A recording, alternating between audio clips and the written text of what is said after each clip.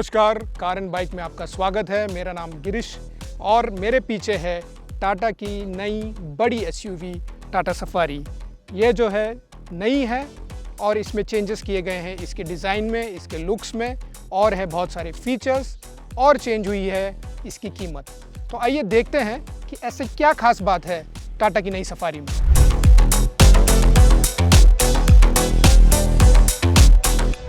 तो टाटा ने हैरियर को एक फेसलिफ्ट दिया है, यानी इसकी लुक चेंज की है।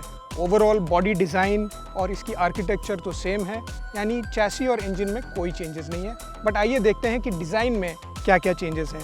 फ्रंट में आइए तो आप देखेंगे कि इसकी ग्रिल जो है, इसकी फेस टोटली चेंज की गई है।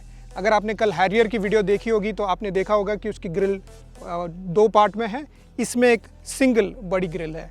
हैरियर और सफारी में एक जो मेजर चेंज है कि हैरियर में डिज़ाइन थोड़ी हॉरिजॉन्टल है जबकि सफारी में वर्टिकल है। हेडलाइट्स में एक कॉमन चीज़ है जो दिए गए हैं लाइट बार, जो अभी तो बहुत सारी गाड़ियों में दिखाई देती हैं।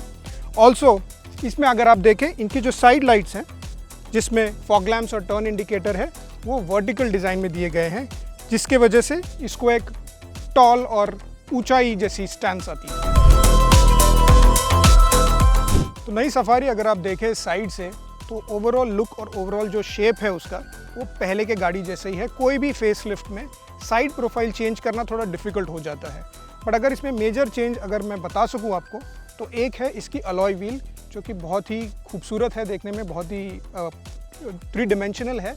और ये डिज़ाइन टाटा ने पहली बार कोई भी गाड़ी में दिया और ये 19 इंच की है, 19 इंच की व्हील है, जबकि हैरियर में सिर्फ 18 इंच की व्हील है। और जैसे कि आप जानते हैं सफारी 3 रोज़ की है, 3 रोज़ हैं सीट्स के, इसीलिए पीछे की तरफ थोड़ी ऊंची ही दिखती है और उन्होंने वो वैसे ही बरकरार रखी है, कोई चेंज नहीं है।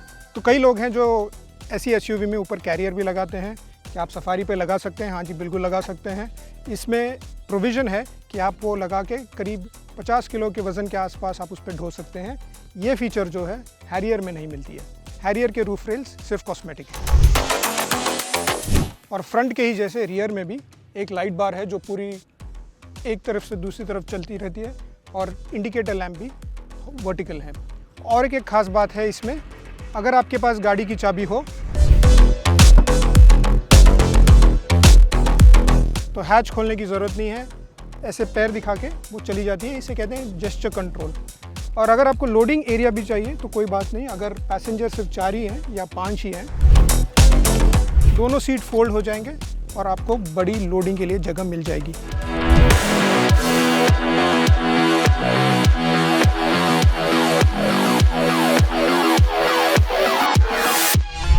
जितने चेंजेस नई सफारी के बाहर हुई हैं, उतने ही चेंजेस अंदर भी किए गए हैं। सफारी की केबिन बिल्कुल नई लगती है। स्टार्ट करते हैं डैशबोर्ड से। हैरियर के मुकाबले सफारी को एक ज्यादा मैच्योर या लग्जरी के तरफ लुक देने की कोशिश की गई है। डैशबोर्ड पे सबसे पहले नजर जाती है उसके 4 स्पोक वाली स्टीयरिंग व्हील पे। हाल ही में लॉन्च हुई नई नेक्सॉन और Nexon.ev जैसे इसमें भी एक सेंटर पियानो ब्लैक फिनिश वाली पैनल है। इस पे गाड़ी स्टार्ट करने के बाद टाटा की लोगो का एक इल्यूमिनेटेड इमेज आ जाता है। और आते हैं स्टीयरिंग कंट्रोल के बटन। बाएं तरफ है ब्लूटूथ फ़ोन के लिए और मीडिया कंट्रोल्स, और दाएं तरफ है क्रूज कंट्रोल के बटन। ऐसे ही इल्यूमिनेटेड पैनल है डैशबोर्ड के बीच में, जिस पे आ जाते हैं एयर कंडीशनर, दरवाजे लॉक अनलॉक करना और रियर बूट खोलने के कंट्रोल्स।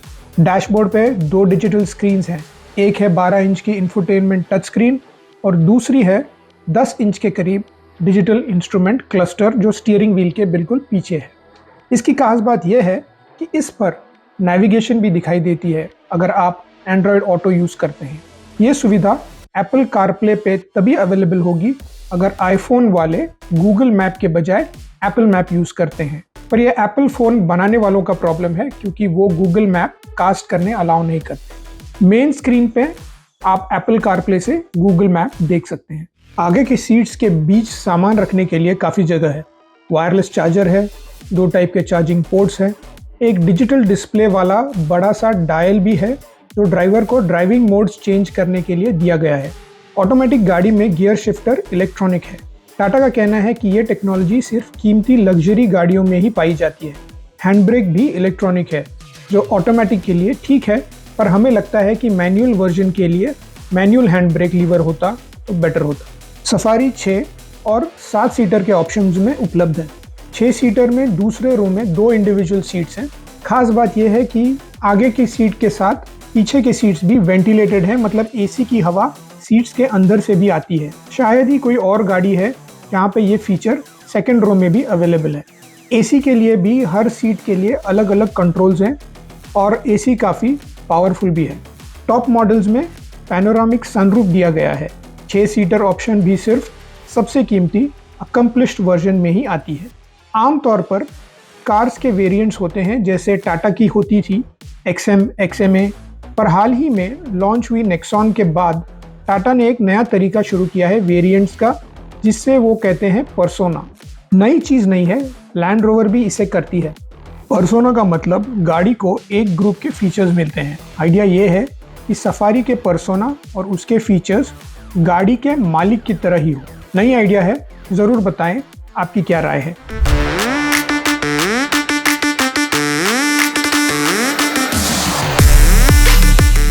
नई सफारी में अगर कुछ नहीं बदला है तो वो है इसका इंजन और गियर बॉक्स। इसमें भी हैरियर की तरह 2 लीटर टर्बो डीजल इंजन है और 6 स्पीड मैनुअल या ऑटोमेटिक गियर बॉक्स है।